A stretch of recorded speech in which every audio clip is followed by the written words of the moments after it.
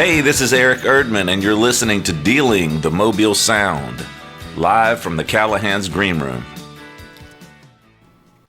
Lynn Olshu approached me about hosting this podcast to spotlight Mobile, Alabama area music, and I was happy to do it. One, because I love Lynn, and I'll pretty much follow her down any rabbit trail she wants to take me, and two, because I'm such a proud member of the Mobile, Alabama music scene. So today, our guest is not only one of my best friends, he's also a prolific songwriter, phenomenal visual artist, a storyteller, Mr. Abe Partridge. How you doing, Abe? I'm good. How are you, Eric? I'm great. So happy you could be here with us. How you been going? Traveling? Yeah, just spending a lot of time on the road mostly. Yeah. Yeah, just anywhere specific recently, or? My last one was about 6 weeks. Yeah. Went around from here to Texas, and from Texas to Minnesota, and from Minnesota to Massachusetts, and from Massachusetts back down here. Cool. Yeah, you get around. Yeah, I've been getting a lot of drive time lately. Well, we're happy that you were home and able to do this, and thank you for doing it. So, in case you're wondering why we're sitting around a crusty old poker table, when Lynn asked me about doing this podcast, we were like, well, where should we do it from? And we were like, well, Callahan's is a staple in the music community, and obviously we couldn't do it out in the venue, so we said, well, let's see what the green room's like. And we went, and as we're sitting in here, the centerpiece of the green room at Callahan's is this old crusty poker table that untold thousands of set lists have been drawn, written on. It's probably had more drinks than I have in its life, right? Yeah. And as we were sitting around talking about the podcast, it felt like that the poker table wanted to kind of be part of the podcast. So hence the name Dealing the Sound of Mobile. And in an effort to include the poker table, we're going to start out with this section, which is called Ante Up. So to ante up, tell us about your first gig you can remember in the Mobile area, and when you basically bet on yourself in music. Yeah, my first gig was at this thing called a Gulf Coast Songwriter Shootout that happened in October 2015. I did that, and that's actually over in Orange Beach. And, that counts. Yeah, and I had got off of work. I was working back then. I was working full time for the Air Force as a civilian, and I went out and played a few songs there, 3, and it just started doors just began to open for me. And then my first show here in Mobile was a couple months after that, in December of 2015. That's when I played. I'm not sure if I was at that one specifically. I was definitely at one of the first ones. You were you were around for right early on. Like anyone that sees you, I was just blown away immediately, and I was like, dude, this is something special, and this is not like anything else. And anyway, I didn't know what the hell I was doing. Perfect. Yeah, I had spent. I was 35 when I did that in 2015. Well, to that point, I don't even know if you know this, but there's many times they'll ask me to either do a talk about songwriting or maybe even teach a class on it. And when I do, I'll use you as a reference point, because most people that go into that type of environment are just looking for theory or the rules, the guidelines, the things, and those are important because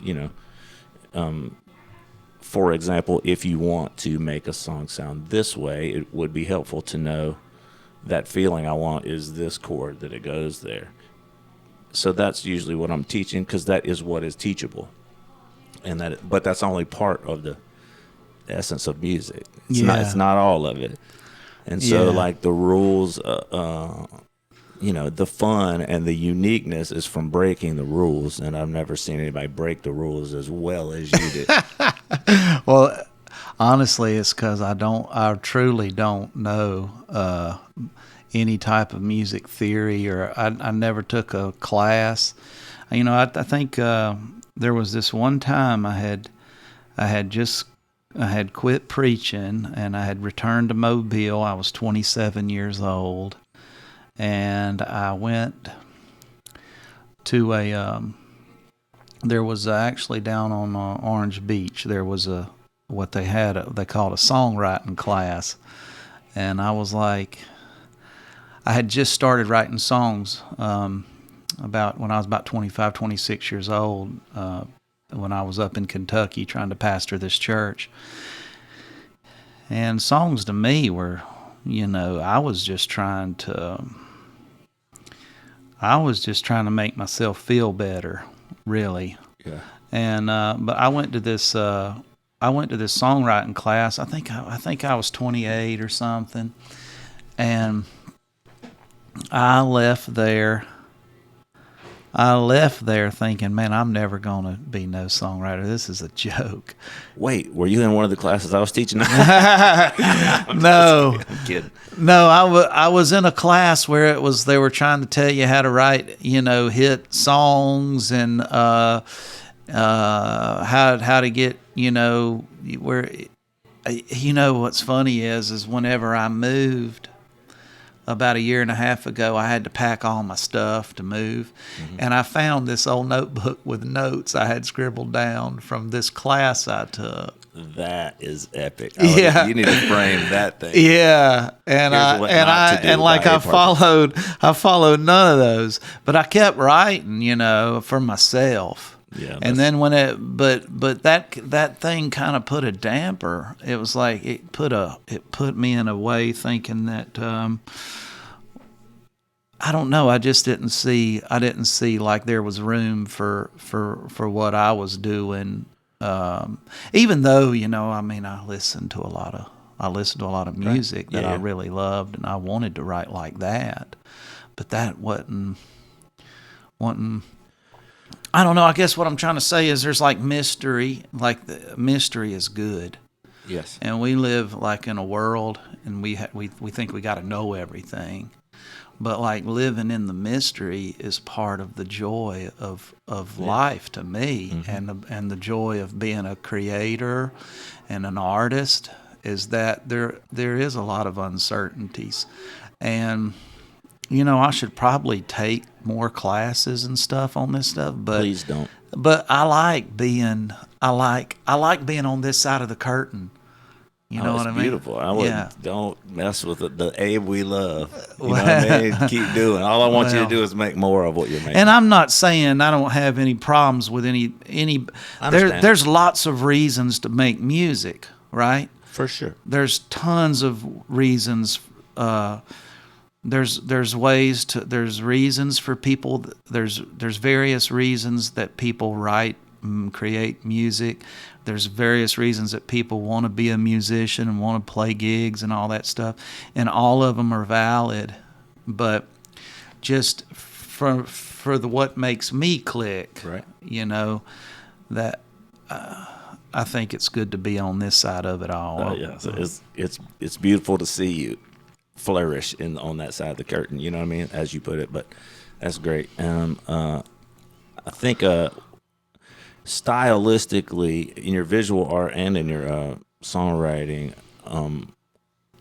I think this is just one person's opinion, but being somebody that just loves the Mobile music scene, I've always loved the fact that it's like a gumbo, like it's just a mixture of all kinds of things, and really everything has a little place to fit in. But it usually has a leaning toward a jazzy, bluesy element, whether that be Americana with a jazzy, bluesy element, or a rock band with a jazzy, bluesy element. And you just kind of came out of some other planet with this folk. Punk rock sensibility, and it just grabs me, and I know a lot of other people feel the same way. So it's like I thought it was also cool that for the scene, it's like not only was it accepting of you, but I feel like we needed you. That's me. I don't mean you don't have to answer that. But I'm just saying. Well, thank you. Yeah, I mean, really, I mean that sincerely. Well, Eric, I wasn't a part of the scene whenever I began. Mm-hmm. I didn't really I grew up in Sims, but I didn't come down to Mobile when I was a young kid for the shows and all that. And when I came back, I would go down to the Music Box sometimes and watch punk rock bands and stuff. But I didn't know. I had never been to Callahan's. I think I had went to Callahan's to see Pokey Lafarge one time. Cool.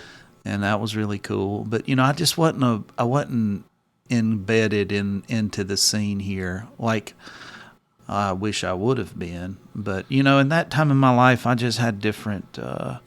I was raising young kids, and working a full-time job. Well, it feels good to have you as part now, and you really can't mention Mobile music without at least mentioning your name in the list of folks. Well, when I think of Mobile music, I think of you, buddy. I think you are the sound of Mobile. If anybody ever asks me what Mobile sounds like, I say Eric Herdman. I appreciate it.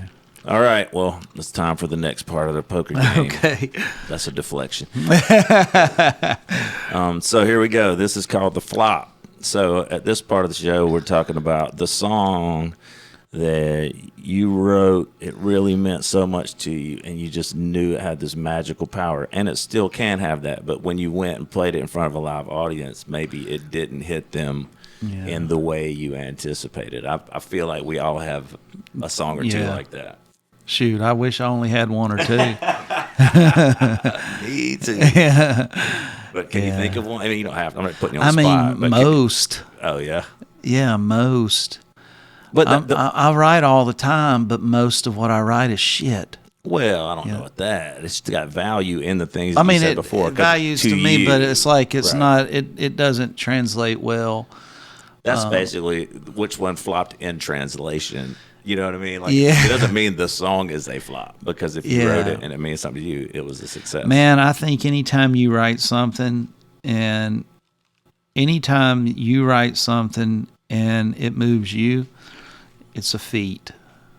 Yeah, I agree. It's a feat. But that doesn't always mean that if it moved me, it's going to move you. And, whenever and what we do when we're trying to play songs, you want to play songs that other people can relate to and get, Yeah, I mean, right. That's the experiment, right? Like if you're going to be a live performer, clearly at some level you're hoping somebody resonates with your experience. Otherwise, you can just play that one in your living room and find a different one that resonates with them. And that's what I've had to do, Because when I started writing, I was only writing for me. I wrote only for me for 8 years, never even thinking I was going to write for you or anybody else. That's really cool, because it's like that had to be a wild thing to witness and experience for you, because like this is just songs for me, by me. And then have somebody go, you just wrote the words that I wasn't able to have come out of my mouth. Thank you for being my mouthpiece.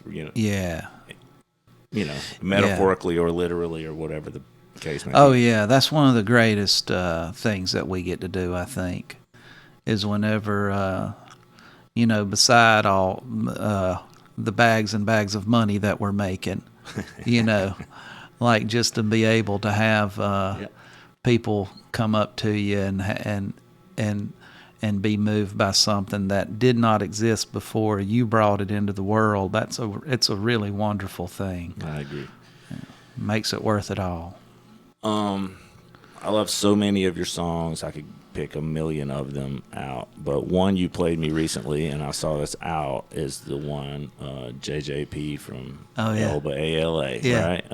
I just, in addition to all the other you have plenty of love songs that are beautiful. You have real thinking, philosophical songs, but this one is you tell it. It's a story of your granddad, right? Yeah, he was my grandfather. Yeah, his name was James Jewel Paget. He was my mother's father, and he served in World War II under this guy named George Patton.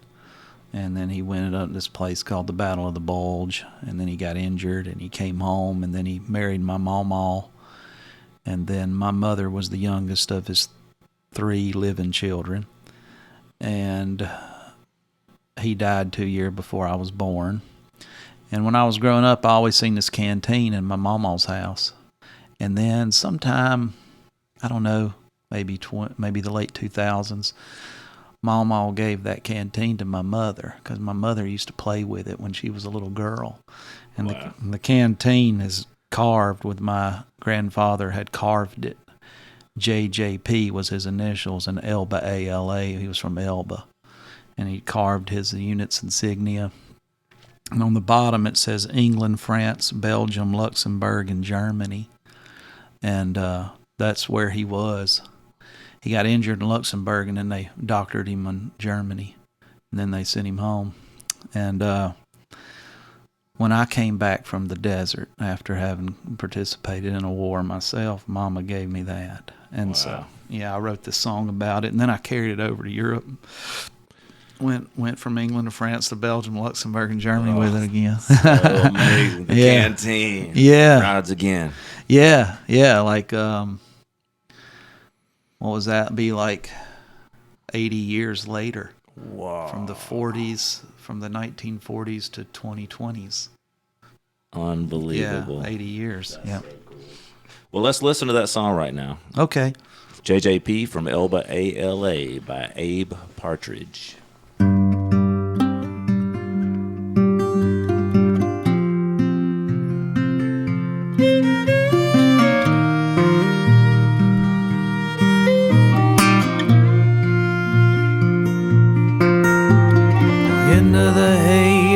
Black belt fields, Uncle Sam echoed across Alabama and reached my pawpaws cotton picking hands and enlisted them for foreign lands. And they took his plow, they gave him a gun, they taught him to march into the rising sun. So the sweat of his brow fell before he'd begun. Give the hell them devils had to come. And they issued him a steel canteen, and he inscribed thereon the letters of his name, JJP from Elba, ALA.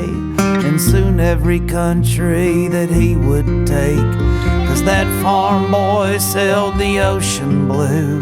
He buried his buddies in France and Belgium too, fighting them Nazis nail and tooth, till the Battle of the Bulge was through. He was fighting them Nazis nail and tooth, till he came home with a soul split in two.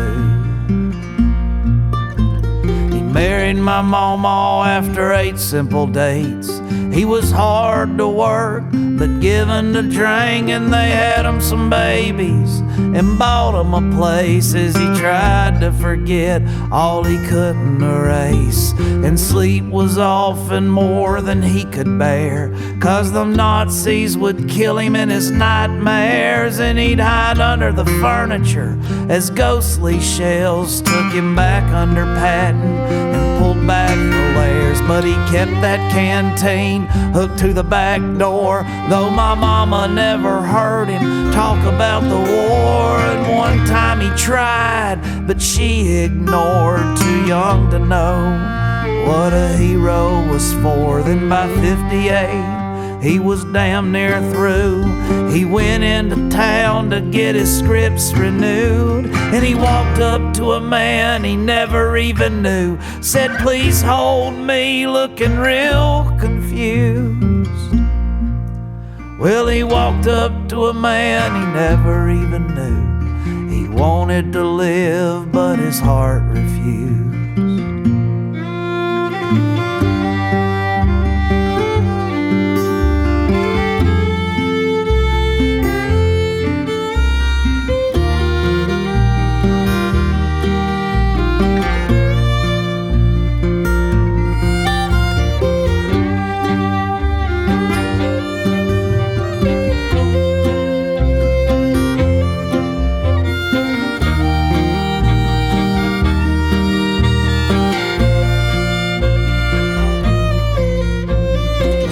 Grown old with nothing but this tale, and after going to a war myself, Mama gave me this canteen. I keep it on my shelf, but But I wish just once I could have heard him tell, 'cause he carried guilt for making it back alive. And I wonder how many tears he discreetly cried, 'cause back in 1945 a man would hide behind his pride. So he was hard because he had to be, and no one ever understood what all he'd seen. But he carved it on the face of that canteen as the weight of war killed so silently. Now there's been many a man who've gone this way, and I can't help but feel the need to say that you know it's a crying shame. No one wins when war is the game we play.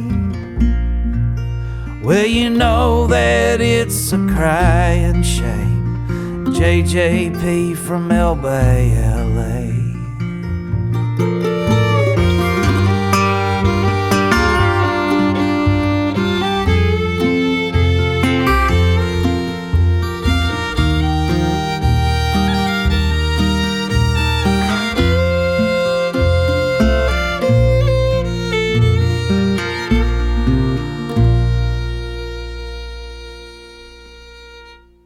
Yeah, that was great. I just love your storytelling. It's unexpected. You just do it in a way that I wish to do it. So, you know, when I'm at a blank piece of paper, you know, there are definitely times I go, what would Abe do? Oh man! So look at the brain piece of paper and tremble in fear. So you're giving songwriting classes without knowing it. All right. Well, the next portion of the show is the turn, and at this point, I guess I'm really asking, at what point did music turn from something you could do as a hobby to something you actually consider that might be professional? Because I know you said you had the Gulf Coast Shootout, and those were gigs, but you know those are probably a few gigs spread out for not a lot of money. There's had to be a turning point at some point where you kind of felt like, oh, this is working. Yeah, so I started playing in 2015, and then I was working full time for the Air Force Monday through Friday. And then I would leave out on Fridays, and I'd play Friday, Saturday, and Sunday. And I was making decent enough money to where I could afford to just lose money every weekend, because that's what I was doing. Right. I'd go up to play an open mic at Eddie's Attic or whatever. I'd go to Nashville and play some bunk writers round, you know. Reminds me of the old joke, how do you make $1 million in the music industry? Start with $2 million. Yeah. Well, that's what I was doing. And then I like a lot of times I was playing Sunday night, and I would drive through the night, go back to the Air Force, like sleep in the parking lot of the Air Force Base. I remember hanging out during that time. I was like, man, it was you brutal. got more hours than the rest of us in your day. Yeah, it was brutal. And then I started showing my art in 2018. I had been painting since 2007 or so. I started showing my art. I had my first art show, and then that was in February 2018, and that's when I put out my record Cotton Fields with you know, and then in March of 2019, I had got to really, you know, I had put a record out. I had a lot of good press and everything, and I had been playing by that time. It was like 3 years in, and I was, you know, kindly getting a little bit of a crowd outside of Mobile and Atlanta and Birmingham and Nashville and things, and so I finally figured it was time for me to jump. So luckily I have a wife that's always supported me, Kathy. We got married over 22 years ago. Big love to Kathy. Yeah. And she, you know, we've got 3 kids, and she don't work a job like a straight job. She works her ass off, but she don't. It sounds like a job to me. Yeah, but not like a straight job where we get an income. And so we had saved up about 3 months worth of expenses, and I told Kathy, I said, let me try it for 2 years. So let me just try to make art and play shows and sell paintings and for 2 years, and let's see what happens. And she was down. That's unbelievable. And so, like, that's such a yeah, I know you know, but such a rarity that you would have that. Yeah, somebody that's just got your back that hard. Yeah, especially we had 3 kids. You know, in 2019, like our oldest kid was probably like 12 or something. You know, like we had young kids, and it was a huge risk, you know. And I look back now and I'm like, oh God, that's scary. I mean, it's still scary. I'm you know, you know, we constantly just running, you know. But you have to live on your feet, you know. And yeah, I have no regrets. You know, this has been 6 years now. I've been out on my own, just supporting myself and my family with art. Wow, so beautiful. Yeah. Well, let's talk about your art some too.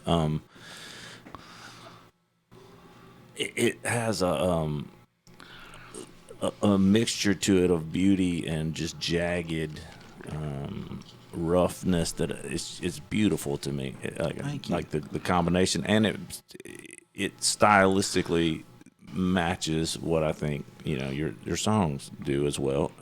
I don't know if that was a conscious, or is it that just what comes out of you, or yeah, you know, like I said, I wasn't a part of any scene or anything when I first started making stuff, and you know, it's probably bad in most scenarios, but like in my scenario, I think it did me well, because I just, you know, when I started painting, I was a Baptist preacher in Kentucky, just trying to make, like, really trying to figure out how to just survive the collapse that I was enduring, and with faith and all this thing. And then the like at that time in my life, it was not just my faith, but it was like every meaningful human connection that I had was all crumbling. And like all my friends, you know, and my education was going to be rendered useless outside of the Independent Fundamental Baptist Church. So I had all this collapse, right? And I had a wife and children that I loved, and gave me reason to figure. That was my reason for trying to like figure a way out. And art was just what I went in. It was like my it was a way for me to find who I was and figure out what I wanted to do. And I was painting and writing and stuff like that all at the same time. And then I did it, you know. I mean, I wrote songs for a long time, and I painted for a long time. So like the style that I came to was just the style that came out of me, and which I'm thankful for. You know, now looking back, because now, you know, sometimes they'll have me go talk to these students at colleges and stuff, and they're there to like study art. I think that's the biggest curse if you want to be an artist, is to learn what everybody else is doing, because as soon as you learn what everybody else is doing, you're going to try to do some of that too, because it's awesome. Right. But I think it robs you of the ability to like, I mean, it goes back to that whole which side of the curtain you want to be on. Right. You know what I mean?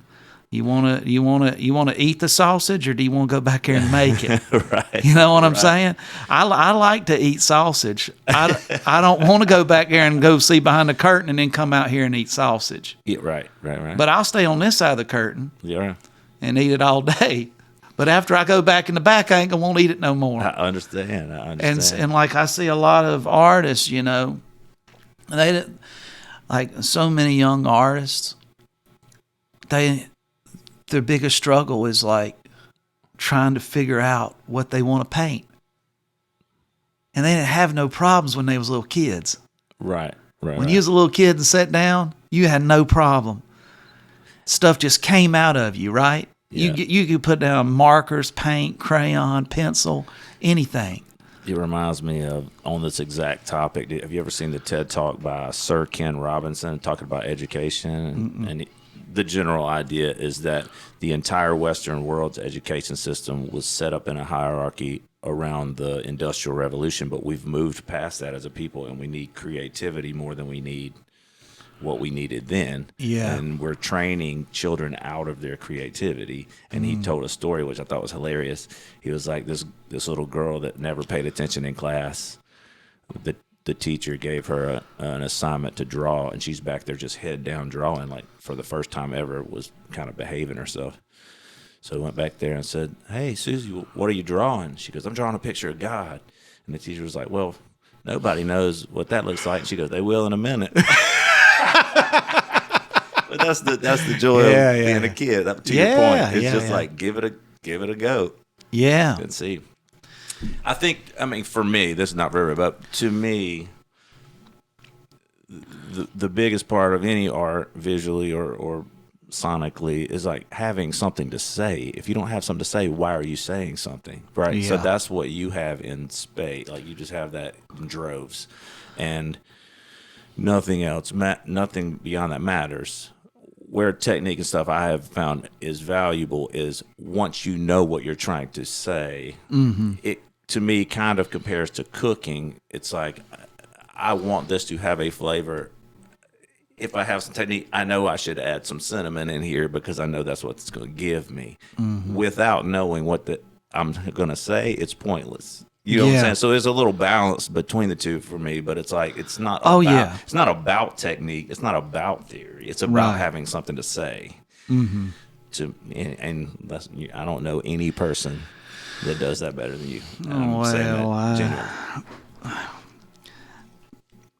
And I mean, I totally agree with you, and I think all of that's valid, and for different, it's for different artists that are wanting different things. Correct.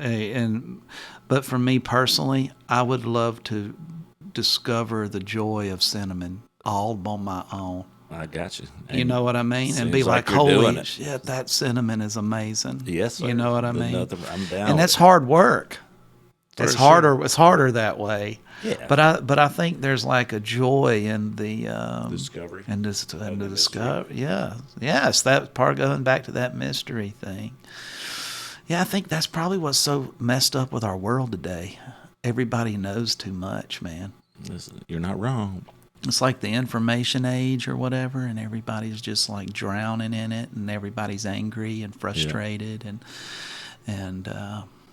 it's like the mystery is cool, Well, speaking of the hunt for cinnamon, and the mystery of it all, the next part of the poker hand is the river. So the idea of this would be, you're going fishing. Yeah.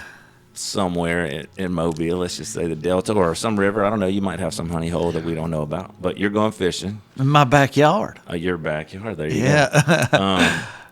You can bring, you know what? Yeah, you can bring anybody you want to. I was going to say bring two people. Bring anybody you want to. I'm thinking more like, what artist would you bring? Because they'd have a great song about it after the fact. But if you want to bring a loved one, your grandfather, whoever that might just have good stories, do that too. There's no limits. Well, who you bringing fishing? I done brought you fishing. Yes, you have. Yeah. I mean, maybe I need to write a song about it. Yeah, you should. Yeah. I mean, I like, who do I love? I love all kinds of folks out there. Who do I want to go fishing with, though? It's an important question, Abe. Yeah. I mean, I'm proud of them Strays boys. Yeah. I'm real proud of them. Of course, they could probably hook one, too. Yeah. Oh, I damn guarantee you they can, yeah. Yeah. All of them except for Zach, you got to have somebody, back there cleaning them. Yeah. Zach was my pandemic drinking buddy. Oh, yeah? Yeah, he was my garage beers bud. Yeah, I knew you were really close with them because, half of the band is in the Psych Peas. Yeah. So for those that don't know, Abe Partridge has one of his many, I don't want to call it a side project because he just has a bunch of projects. Wow, and one of them is the Psych Peas. The Psych Peas. Describe to us the Psych Peas. Besides it being filled with Red Clay Stray members. Yeah, it's just an excuse for for me to scream and roll around. And yeah, folk music is boring, and punk rock is more animalistic, and sometimes you got to have both. You know, I like to. You know, there's like norms. You know, there's like like societal norms. Mm-hmm. I feel like you haven't dealt with. I mean, you haven't. You know, stayed within those lines a lot of your life. Well, just everything. Even like the way me and you are like talking to each other, and like, you know, I pause and let you talk. You pause, and like how close we stand while we talk. Yeah. But when you like in punk rock, none of that matters. You know, you just like there's no rules.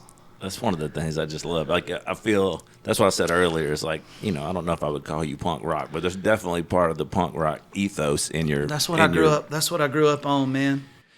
That's what I grew up on. And yeah, it informs the ethos, informs everything that I do.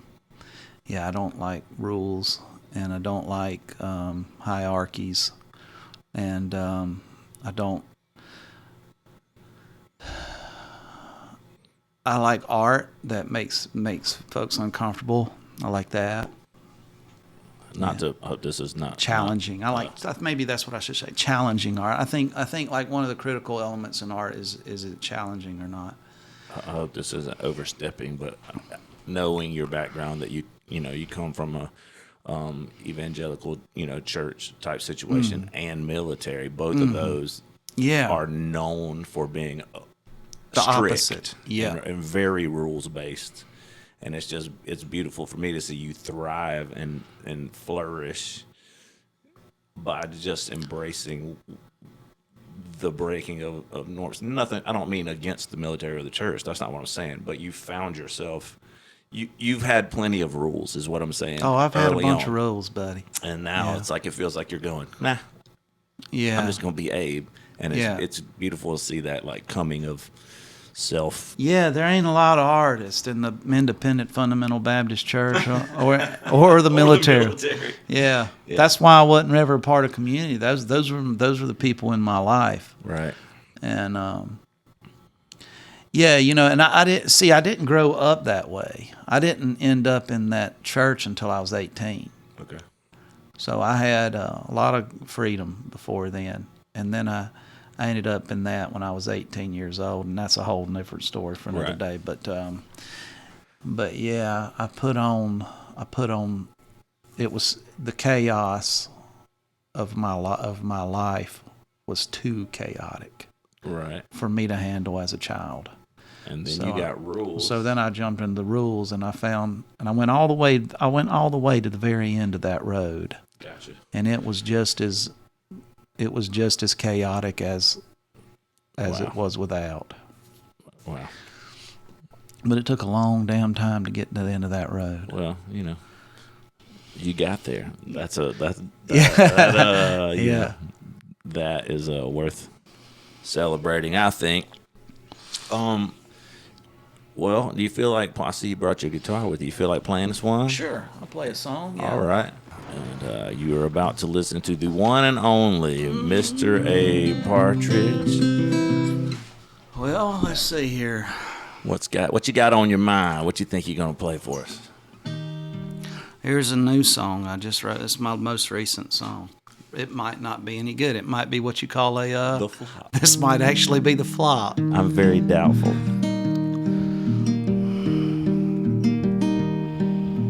Crucify the Lamb. I trembled as they yelled it, and the crucifix so grand was just a tree before they felled it. So when I heard the voice of God, I was afraid to tell it. Well, brother, I ain't scared no more. I ain't scared no more. No, I ain't scared no more. When I heard the voice of God, and I was afraid to tell it.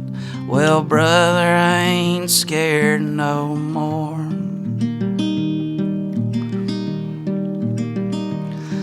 Now the softness of my heart was give without repentance, so this world for me is hard, designed to meet my riddance. So just enduring as an artist is my act of resistance. And sister, I ain't scared no more. I ain't scared no more. No, I ain't scared no more. Just enduring as an artist is my act of resistance. And brother, I ain't scared no more.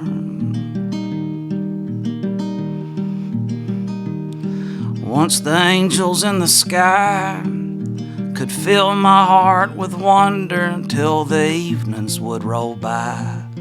Even a glance I couldn't squander, so I hid from the heavens. But now before their altar, oh sister, I ain't scared no more.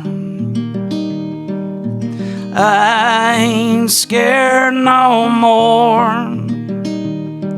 No, I ain't scared no more.